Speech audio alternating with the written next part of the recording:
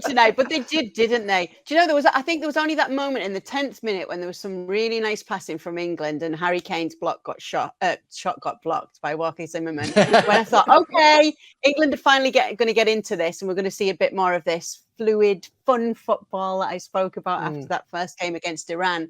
But other than that, even if it wasn't so much slick passing or anything, it just felt as though it was going to go the US's way. And unfortunately, they couldn't find the goal, though.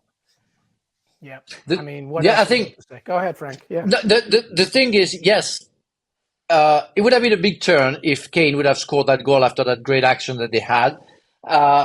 But it would have been, for me, unfair, according to what we saw after, but what we saw before as well.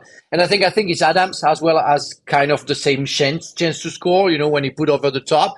But the spirit, the pace of the game was all over towards the US team and what they did. I think it would have been a big turn to score for Kane and maybe changed the power and also the mind of both teams. But it would have been unfair for me, according to what we saw before and after. So I'm pleased with the draw because I think the US didn't deserve to lose for sure. It would have been a very big disappointment if England would have lost that game and would have put lots of things in the jeopardy, I would say, if it would have been so. Kay and Frank, here's another victory, I guess, that can be commended for. The USMNT decided to tweet this: soccer, shake hands with football, will agree to accept both terms tonight. England. No. I put on Instagram. I just put something saying that it's important. I know the advertising between David Beckham and the former quarterback. I forgot his name. Peyton Manning. Yeah, Peyton Manning. Yeah. Peyton Manning. No, lovely. And I think he has a brother. If I know something, he has a brother as well. Eli, that's right. Well done. Yeah. And but I think I was told that they only named the game football for American football because the ball is the size of a foot.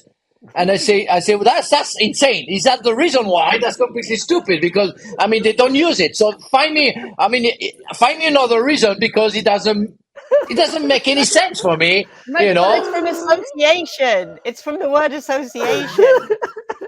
Because it's got the SOC, right? I hate this. I hate this. I hate this conversation too. Do you know why? Because in Italy they call it calcio and they call it football in Latin America. And here's my thing about it. Here's my big thing about it. What is in a name? Because a rose by any other name would still smell just as sweet. We love this game. Who cares what you call it?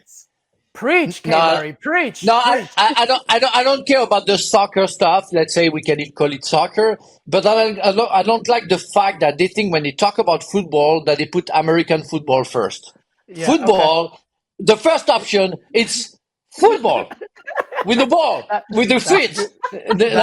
And maybe you can call it soccer like the Italian, you see, right? They call it calcio, no problem. I have no problem whatsoever with that. You can call it whatever you want, But when you think about football, think about real football, real.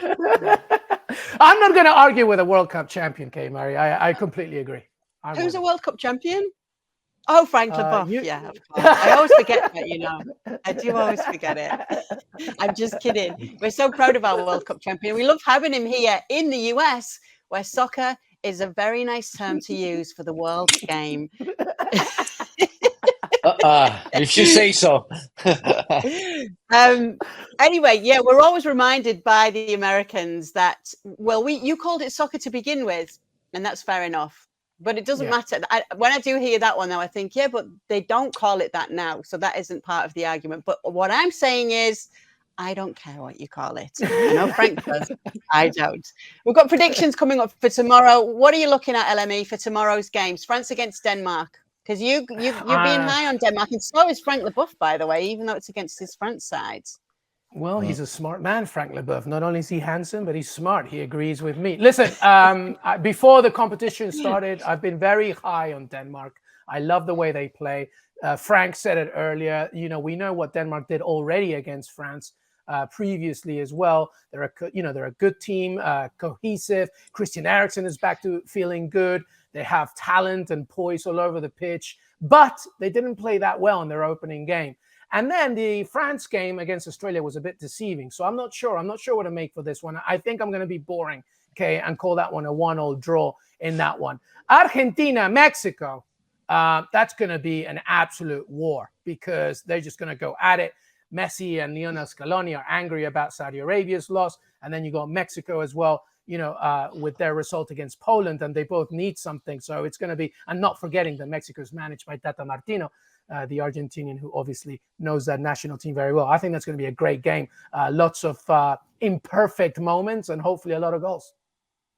Before you go then, Frank, we won't make you do the France-Denmark one, but do you think that Argentina can bounce back after that defeat? They have to. They don't have the choice. They have to react, that's for sure. But like Mexico has to react and show a different football. I mean, it's a big nation of football. People over there are crazy about football, like they are in Argentina. As we said, it could be a war, that's for sure. That can be a war. Will it be a good football? I have doubt about that. Lots of mistakes, lots of tackles, lots of pulling shirts and everything. That's what I see. Kind of dirty football. How's going to be the ref? I don't see it. Who's going to be the winner? I don't have a clue. We are making a big deal because that's a decisive game.